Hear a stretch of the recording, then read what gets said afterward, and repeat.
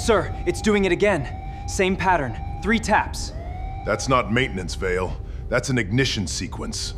According to the Usher Hegemony's Codex of Forbidden Devices, the thing Milo Draper kept tapping with a wrench was called, roughly translated, the quiet that follows.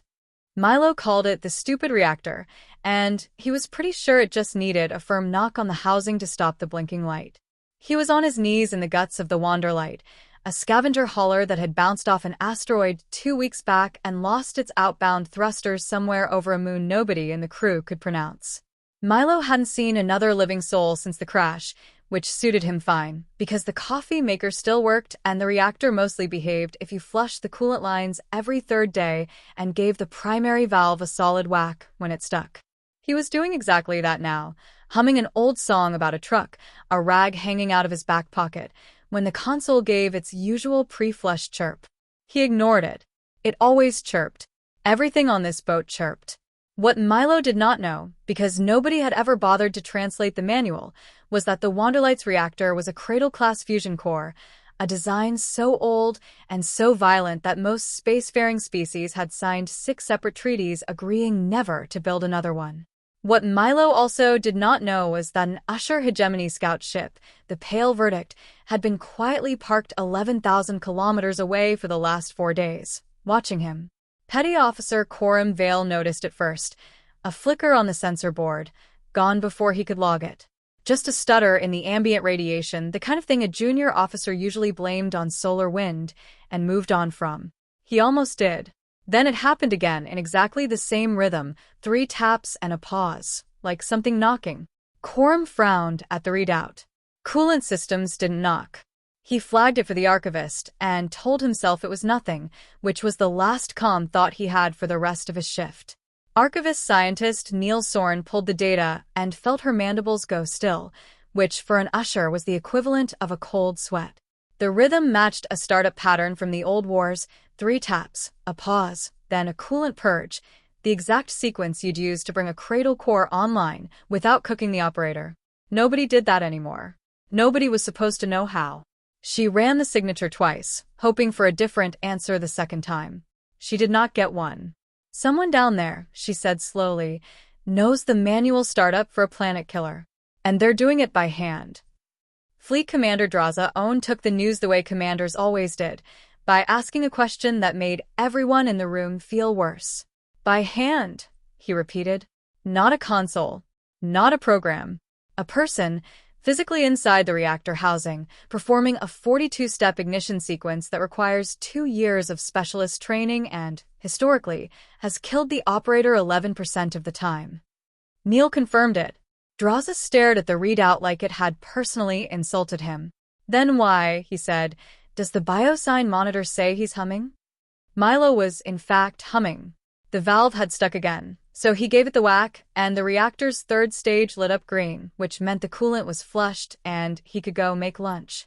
He didn't notice the light was also, according to the Codex of Forbidden Devices, the universally recognized signal for core stabilized, weapon primed.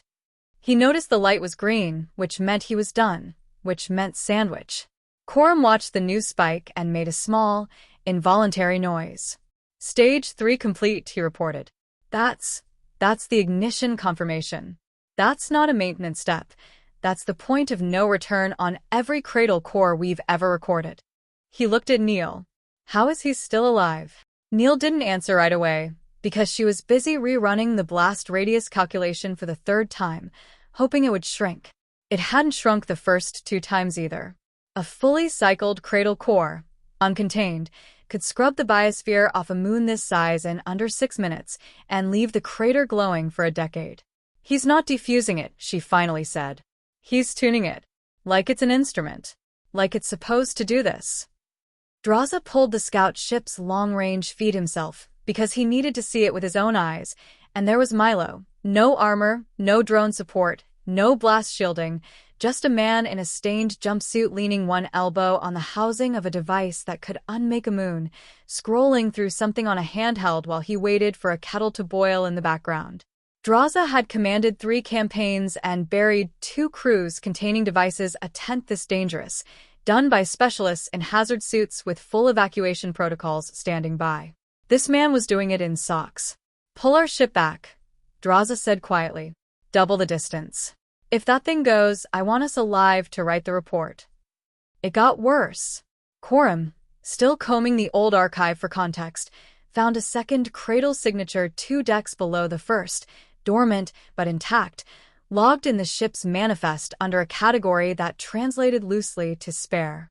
Not a backup system. Not a failsafe with a committee's blessing. A spare, the way you'd keep a spare tire. He read it 3 times before he said anything, because saying it out loud felt like it would make it truer. Commander, he finally managed. There are 2 of them on that ship. And the manifest lists a third somewhere called the garage. It was Neil who found the last piece, tucked in an old and mostly ignored cross-reference file. Human vessels of the Wanderlights class carried cradle cores as standard issue, because their species considered them. She checked the translation twice. Backup generators. Not weapons.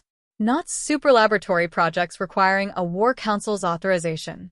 Backups, the kind you kept in case the main one broke and you didn't want the lights to go out during dinner.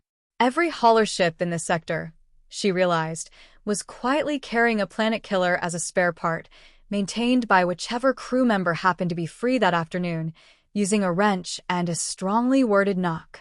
They're not warriors, Neil said, and her voice had gone strange, somewhere between awe and genuine horror.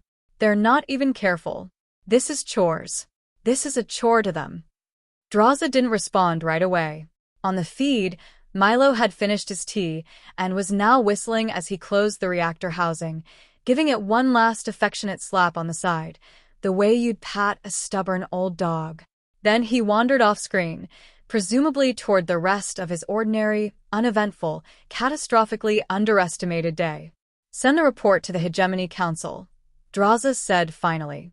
Recommend we do not, under any circumstances, make contact with this species until we've built up our tolerance for the concept. He paused. Also recommend we stop calling their derelicts salvage opportunities. Coram asked, quietly, whether they should at least warn him the device was dangerous. Draza considered this for a long moment, watching the readout settle back to a calm, contented green, the same green Milo had walked away happy about. No, he said. I think, out of everyone in this sector, he's the one who least needs the warning. Milo, for his part, never learned any of this. He logged the coolant flush as routine, same as always, made a note that the valve needed replacing eventually, probably whenever, and ate his sandwich standing up because the one chair on the Wanderlight had a wobble he kept meaning to fix. If you told him that a Hegemony scout ship had spent 4 days in quiet terror over his Tuesday chore list, he'd have probably just asked if they wanted a sandwich too. There was plenty. He never did find out why. 3 weeks later, an anonymous supply drone left a case of premium coolant filters at his airlock, along with a very polite, very distant note that read only, "Please, continue exactly as you were. Do not improvise." Milo figured it was a marketing thing. He kept the filters. They worked great. Somewhere 11,000 kilometers out, the pale verdict logged the entire species under a new hegemony classification, one that had never been used before and, per standing order, was never to be explained to the humans directly. Do not startle.